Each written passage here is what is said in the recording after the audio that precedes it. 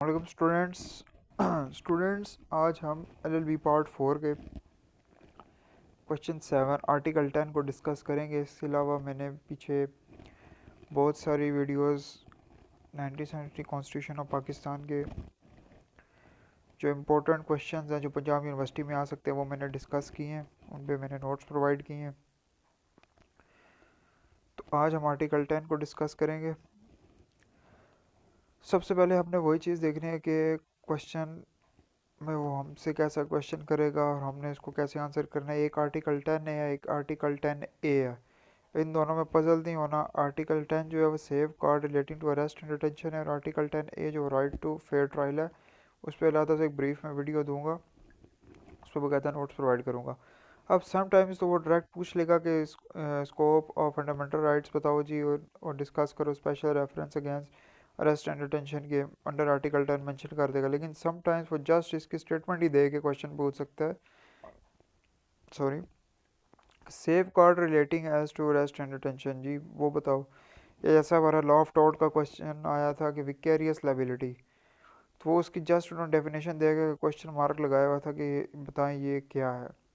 तो वो काफ़ी थोड़ा पजलिंग था, तो इसमें भी ये पजलिंग बना सकते हैं, लेकिन स्टेटमेंट याद हो, आर्टिकल याद हो, तो फिर वो प्रॉब्लम नहीं होती। तो नेक्स्ट सॉरी, इसमें देखेंगे हमने इसमें लिखना क्या क्या है। इसके इंपॉर्टेंट पॉइंट्स हैं, इंट्रोडक्शन देना है, इसमें relevant provision, definition of fundamental rights, safe guard as to arrest and detention, ये जो इस क्वेश्चन की मेन जो हेडिंग है, कंक्लूजन दे के इसको ख़त्म करना। इंट्रोडक्शन, सिंपल सा इंट्रोडक्शन है जी। The Constitution of 1973 of Pakistan has guaranteed the fundamental rights in Part 2 chapter 1 के 73 का जो आइन है जी, 1973 का जो आइन है वो गारंटी देता है फंडामेंटल राइट्स को। The Constitution has been given the rights to protected by law and every citizen imposed upon them the loyalty to state obedience to law। और आर्टिकल 10 जो है जी वो कॉन्स्टिट्यूशन ऑफ पाकिस्तान वो आउटलाइन करता है safe guard to protect the rights of individuals who are arrested और detained.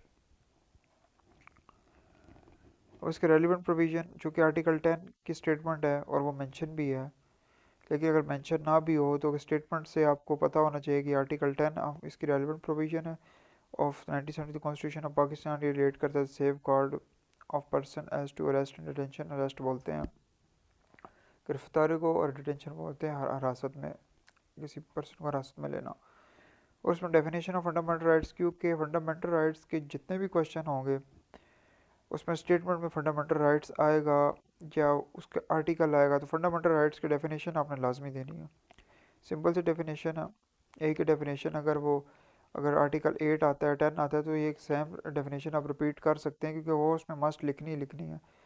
वो कहते हैं ऐसे राइट्स जिनका सोर्स हमें फेडरल कॉन्स्टिट्यूशन में मिले और जो कि डेफिनेट और एब्सोल्यूट गारंटीड हो are called fundamental rights. Very easy. अब safe guard as to arrest and detention, अब इसके जो मेन आर्टिकल्स हैं आर्टिकल 10 के, जो सब सब आर्टिकल्स हैं या सब सेक्शंस बोल लें, वो 1 से लेकर 9 तक हैं।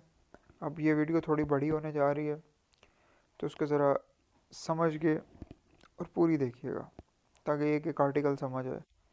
अब आर्टिकल 1 क्या कहते हैं, 10(1) क्या कहते हैं, right to inform the grounds of arrest, right to consult a lawyer. तो informed the ground of arrest क्या कहता है जी, when a person is arrested, जब किसी पर्सन को अरेस्ट किया जाता है, जब person must be told the reason for the arrest immediately, जब किसी बंदे को अरेस्ट किया जाता है तो उसको उसकी रीज़न ज़रूर बताएं कि उसको अरेस्ट क्यों किया भाई, इमीडिएटली। और right to consult a lawyer, the arrested person also has the right to consult a lawyer of their choice. अब जिस बंदे को अरेस्ट किया जाएगा वो जी राइट है जी उसका, वो अपनी मर्ज़ी के किसी वकील को या अटॉर्नी को वो उसके साथ कंसल्ट कर सके, ऑफ देयर चॉइस, अपनी मर्ज़ी का। अब अकॉर्डिंग टू आर्टिकल 10(2) इसमें क्या कहते हैं जी, produce before magistrate, it states that within 24 hours of being arrested excluding travel time, यानी उस पर्सन का वो ट्रैवल टाइम जिसमें उसको अरेस्ट करके थाने ले जाया गया और वो सारा उसको बीच में से निकाल के, the person must be brought before a magistrate, उसको मैजिस्ट्रेट के सामने 24 घंटे के अंदर पेश करना है। Also the person can not be kept in custody longer than 24 hours without the magistrate approval for example किसी बंदे को संडे इवनिंग में अरेस्ट किया गया है और यहाँ पे दे मस्ट बी प्रोड्यूस्ड, यहाँ पे लिखना था प्रोटेक्टेड हो गया, सॉरी निगलेक्ट करना mistake, before a magistrate by Monday evening. Okay, तीसरा आर्टिकल 10(3) सबसेक्शन 3।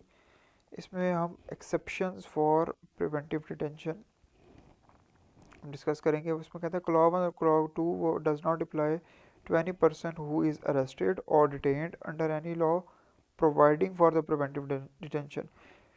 अगर किसी बंदे को अरेस्ट या डिटेन किया गया है under the law providing preventive detention के, तो ये क्लॉज 1 क्लॉज 2 जो पीछे हम पढ़ चुके हैं वो उस पर अप्लाई नहीं हो सकते। क्यों? अब प्रिवेंटिव डिटेंशन क्या है जी?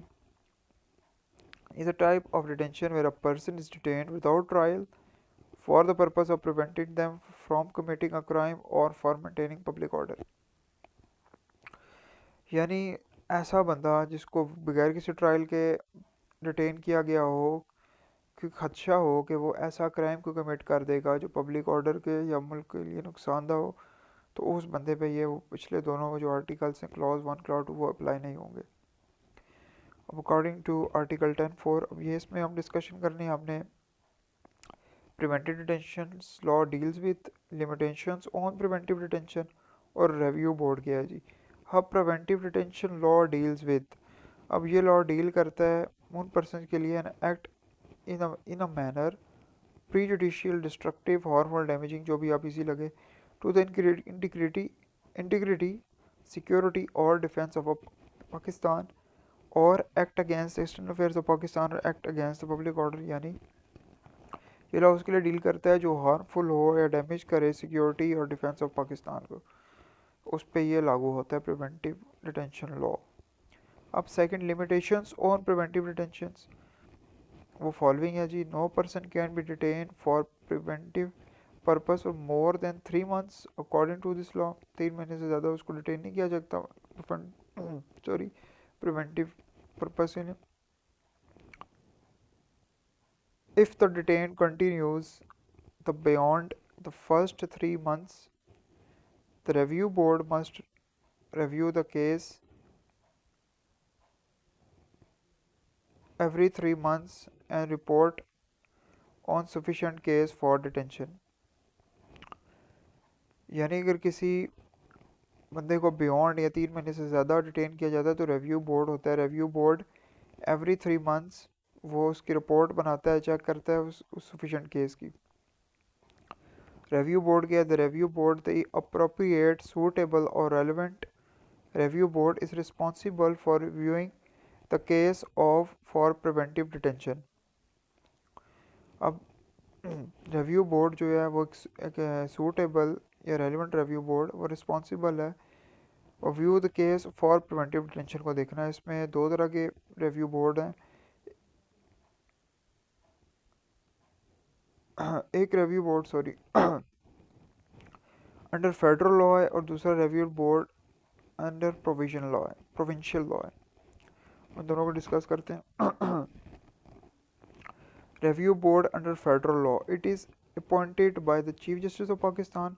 It consists of chairman and 2 other persons, each of whom is or has been a judge of Supreme Court, High Court। यानी ये चीफ कोर्ट ऑफ पाकिस्तान इसको chief justice of Pakistan sorry इसको अपॉइंट करता है और ये कंसिस्ट करता है चेयरमैन पे और 2 असल पर्सनस हु इज़ और हैज़ बीन अ जजेस, कि वो जजेस हों या रह चुके हों सुप्रीम कोर्ट या हाई कोर्ट के।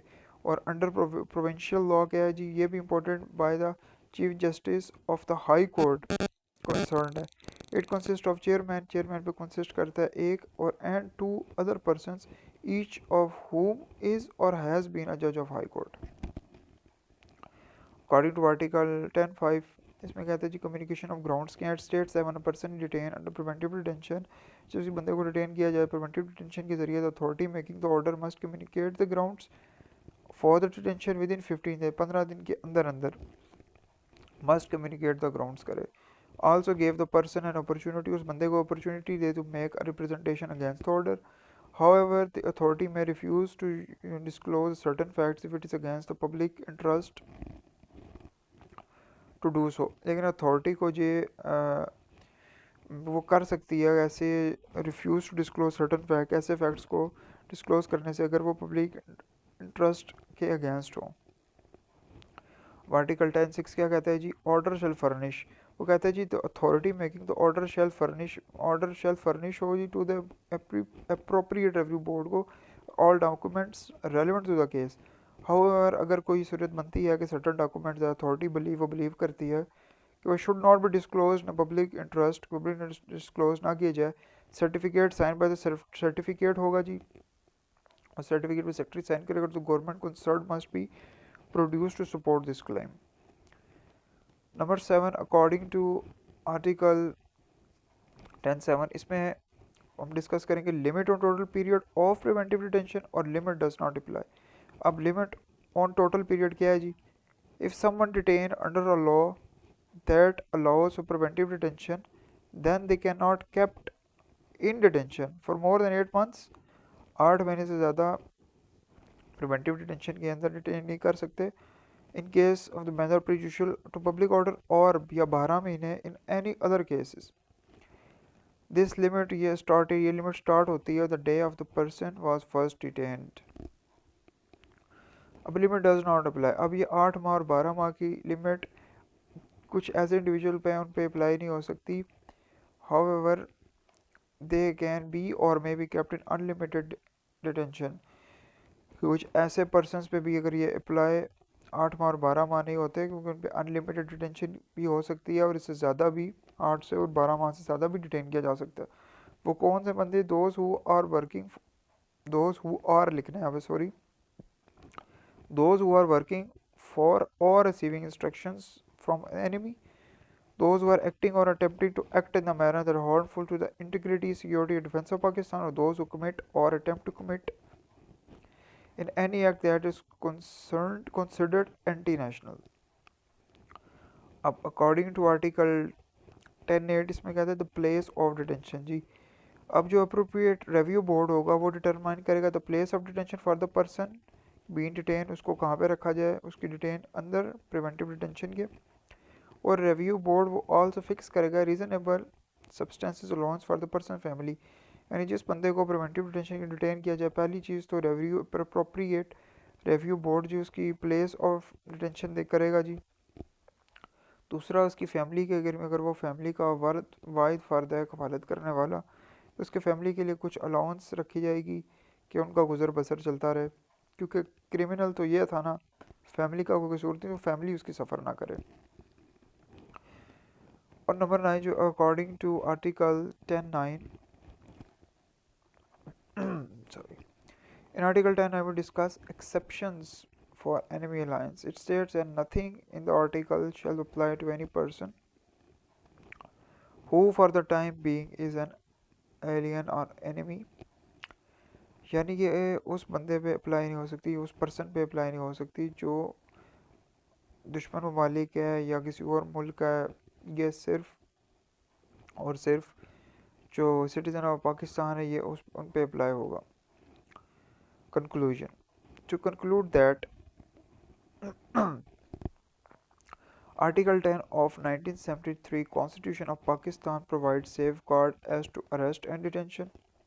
These are justifiable, and if any law or order inconsistent, irregular with them, it can be declared as a null and void by a High Court or Supreme Court। अब ये conclusion बिल्कुल short simple सा conclusion मैंने तो provide किया। वो कहते हैं जो article 10 of the 1970 constitution of Pakistan है वो प्रोवाइड करता है safe guard as to arrest and detention के। These are justifiable and if any law or order irregular with them, अगर कोई ऐसे लॉ और इरेगुलर विद देम हुआ तो it can be declare null and void, तो उसको नल एंड वॉइड डिक्लेयर किया जाएगा बाय हाई कोर्ट्स और सुप्रीम कोर्ट्स, सुप्रीम कोर्ट के और हाई कोर्ट से उसको नल एंड वॉइड किया जाएगा।